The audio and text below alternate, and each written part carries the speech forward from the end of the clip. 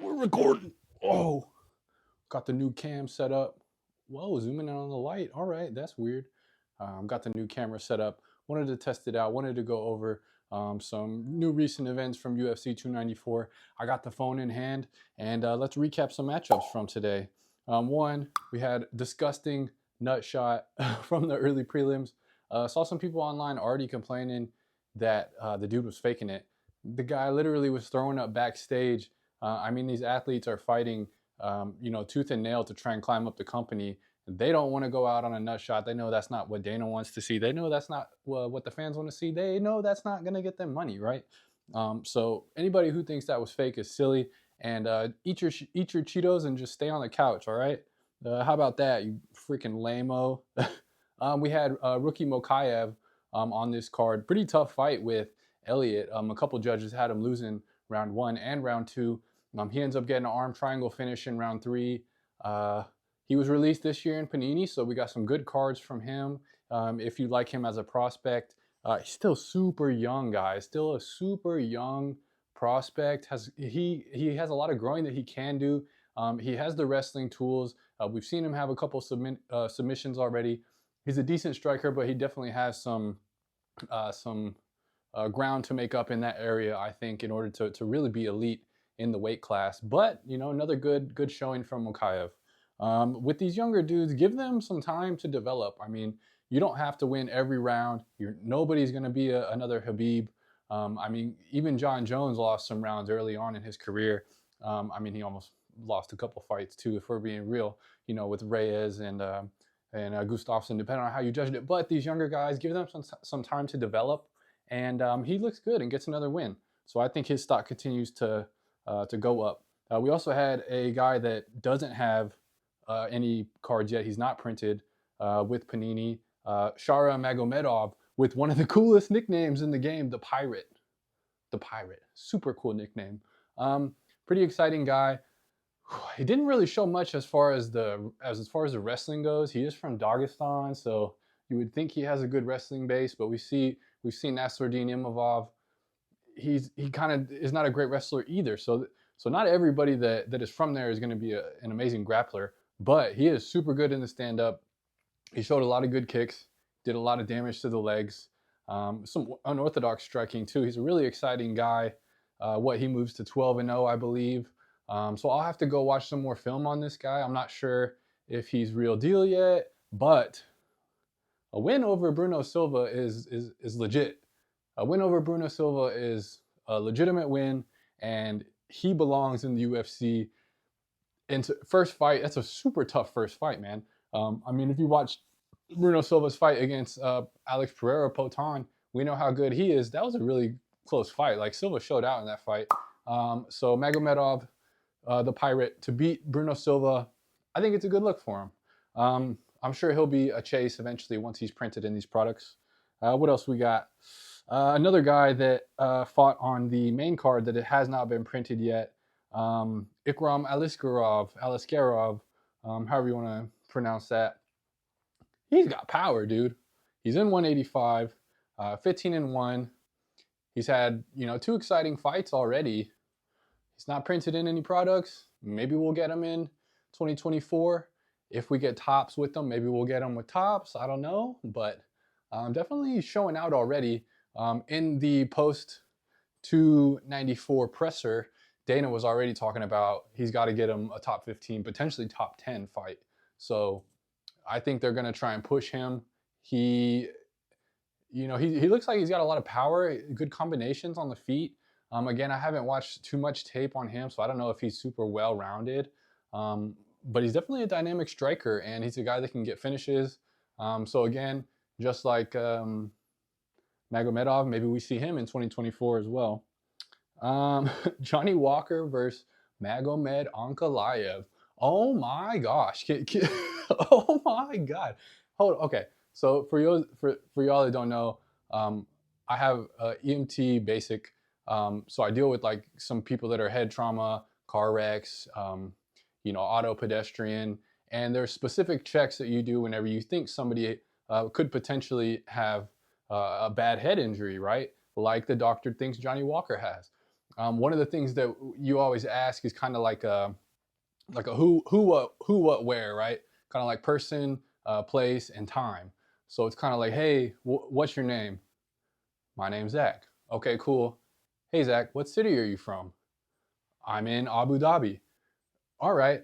How many dimes are in a dollar, right? Like you try and ask some type of like a faculty question, you know? So like it could be like, how many fingers? Easy math question, something like that. Hey, Johnny, what's 4 plus 4? 8. You know, you could figure out whatever you want to ask. My point being, you don't ask one question. You don't ask one question. The doctor asks me, I definitely don't have a concussion. I'm sitting in my house right now. Doctor asks me, hey Zach, where's Abu Dhabi? I don't know where Abu I don't know where Abu Dhabi is. I know it's somewhere in the Middle East, right? I don't even know, dude. I'm bad at geography. I'm sure Johnny Walker is not a geography major. So for you to ask one question and then immediately wave off the fight is insane. It's insane. Now, we really should be pointing the finger at Magomed Ankalaev for throwing another illegal knee. We need to stop blaming the people that are getting hit, all the people that blamed Aljo, really should be blaming Jan. Happened to Mokaev again. Mokaev got kneed when he was down. Should probably be blaming Tim Elliott for kneeing him when he's down. Now, Mokaev was kind of skirting the rules, but obviously we can all agree Johnny Walker was not, and he just got kneed right in the head. But that doctor, what are you doing, man? What are you doing? Dana, give me the job. You know, anybody who's has common sense, who is in that line of work would not have made that stop after one question. I mean, I've got to think in their protocols, they've got to have some type of teaching of what to do when somebody has a potential head injury. And for you to ask one question, he says the desert. Like that's a good, okay, that makes sense to me. If I was doing an assessment on somebody after a bad car accident, they say we're in Abu Dhabi, they say the desert. I said, okay, I'll probably give them that. You know, not exactly what I was thinking, but that's close. Let's move to the next 2 questions, see how they do on those. If they get those right, we're good. If they miss 2 more, fight's over. But I'll get off my soapbox on that. But that was looking to be a fun fight. So I'm super bummed that both Ankalaev kind of gets a no contest. You know, he had that draw with Jan, so that sucks for him. And Johnny Walker gets a no contest too. And both of those guys are super high ranked. 205 is already stagnant. Then we get this, man. This division is pretty much cursed since Jones left. All right, now we're heading into the 2 big fights that everybody was hyped about this week. We've got Chimaev versus Usman. This was really kind of I almost want to see, looking online, that people were more hyped about this fight than they were hyped about the actual title fight. And Usman and Chimaev, it was a good fight. You've got a guy that has had, a year and a half to bulk to get to a true 185 versus a career welterweight at 170. And it was a good performance from Chimaev. It was not, in my opinion, it was not a dominant. That round 1 was dominant. Round 2 and 3 were not dominant. Man, I still want to see Chimaev against a true 185er. Like, he's a wrecking ball. He's a wrecking machine. His IQ did look much better in this fight, which was really my main issue with him in the Gilbert Burns. But just like with Gilbert Burns, he kind of got pieced up by Usman at times, right? Like, Usman was kind of giving it to him at times. So, man, I'm still kind of on the fence with Chimaev. I really thought I would come away with, after this fight, with like, Chimaev's the guy, or Chimaev, is not. And I'm kind of still like right in the middle. Usman is a great, right? He's a great fighter. He's a great champion. Dana in his post-fight presser said he's the best welterweight of all time. I don't know about that. There's a guy out there that goes by the name of George St. Pierre, Dana. I don't know if you know this, but I don't know if he's the greatest of all time, but he's a great welterweight. He's not a true 185er. And for him to be able to get up and to be able to survive with Boers having him belly down and with Boers, you know, looking kind of gassed in round 5, if he would have been in there with a true 185er, what happens, right? What happens when Chimaev has 2 or 3 stuffed takedowns? If it gets to round 3 and his gas tank is kind of already fading, will his gas tank evaporate even faster if somebody is a true 185? Because he really relies a lot on strength and like brute force and effort when he goes for these takedowns. Like, he's not doing fancy foot sweeps, you know, he's not doing like slick technique. It's kind of just like, I'm the man. Oh, here you go. You know, here you go. He forces a lot of things. So I'm just kind of talking out loud, rambling now, but it was a good win.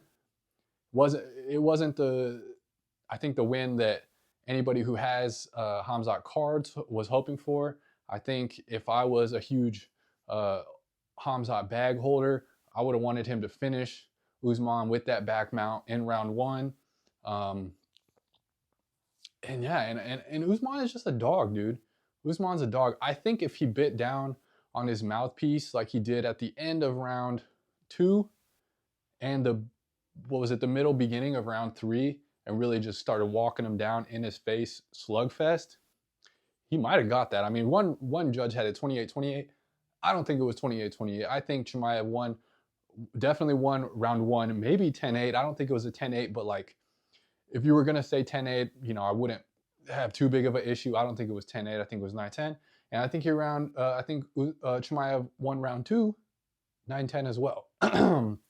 So I don't think 28-28 is the right card. I think 29-27, with which 2 judges gave him, was the right call. And then the main event, we've got pound for pound, Volkanovski versus pound for pound, Islam. And it was a great fight, dude. I mean, everybody wanted the questions answered, right? Me rewatching the Islam Volk tape the second time, the crowd was a huge factor, I think. I thought Islam won at the very least 3-2. Now that 5th round, the second half of the 5th round, Volk absolutely steamrolled Islam. But you know, it's judged by round, and I thought Islam won that fight. So this was a huge fight to just kind of clear. We're gonna settle it, right? We're gonna clear all the judgment that people have been saying. You know, we're going to, all the haters that have been talking mess to Islam. You know, he was doing the shush before, the shush after, which is, I don't think he was necessarily doing it to silence the haters. He was doing it, you know, more for political reasons. But to the haters as well, right? I'll do it for them, for Islam right now. I'll shush the haters. But to dismantle Volk like that in round 1 and to do it with a head kick is insane. I mean, as a fight fan, that's what you want, right? Whether you're rooting for Volk, whether you're rooting for Islam, what you want to see is definitive outcomes. You know, the 3-2 decision, you know, you're always like, oh, Volk won, Islam won. When you just finish it, there's nothing that can be said after that. And to do it like Islam did in round 1 is crazy.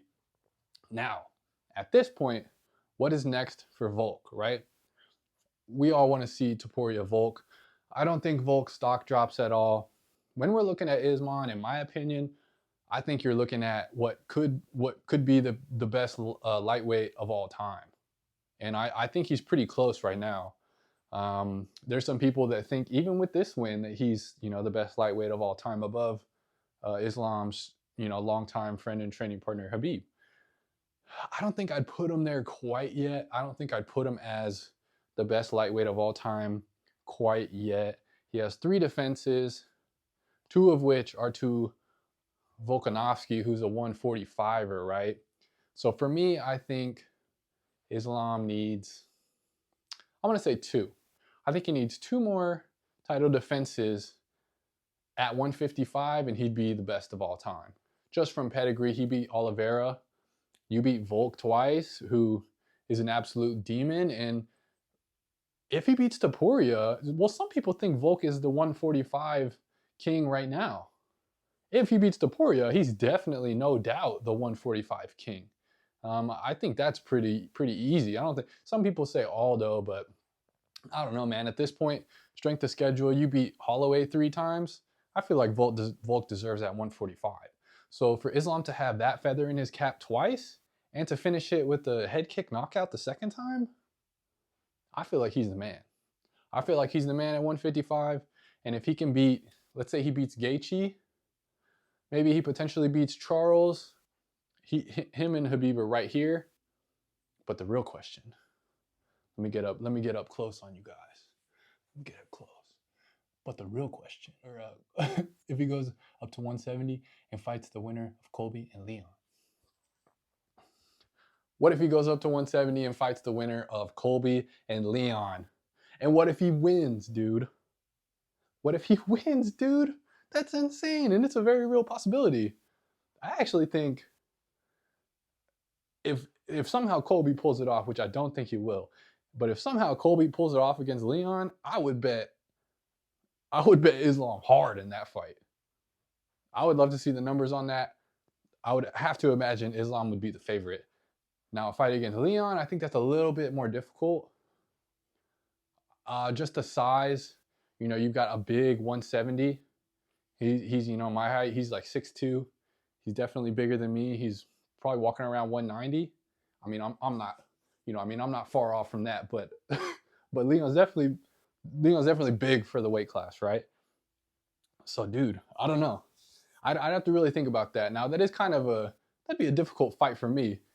I really like Leon. I really like Islam. It'd be hard for me to pick a winner, but I mean, obviously, you've got to give the grappling advantage to Islam, but the technical striking and the size of Leon, I think that'd be tough for Islam to handle, but it could happen, guys. It could happen. So this is the first video that I've done like this. I got a new webcam in, and I just wanted to experiment with it. I kind of like pacing back and forth, I'm not going to lie. It's pretty comfortable. What do y'all think? This was just a recap of 294. Let me know what y'all feel about these type of TED Talk ranty vids. I got some more vids coming soon. Eric is coming over as well next week. We got our PSA order back, and we will be revealing those live on the camera. And I also made some pretty cool purchases to the PC here recently that I want to show you guys too. I haven't been buying as much lately, getting some work done on the house, trying to save a little bit of money. So I haven't been blown as much on cards, but I'll still probably be picking up a few pieces here and there. And I want to stay active with the channel. Took a little break. I was a little burned out. I'm rehabbing hard. I'm finally back to working like a desk job. So I just wanted to take a little break. So I took, a month and a week maybe off of making videos, let the creative juices flow, kind of get jazzed up about trying to make some more videos and some more content. And I think I am. I think I am jazzed to come back, make some more videos, and make some more content for you guys. All right?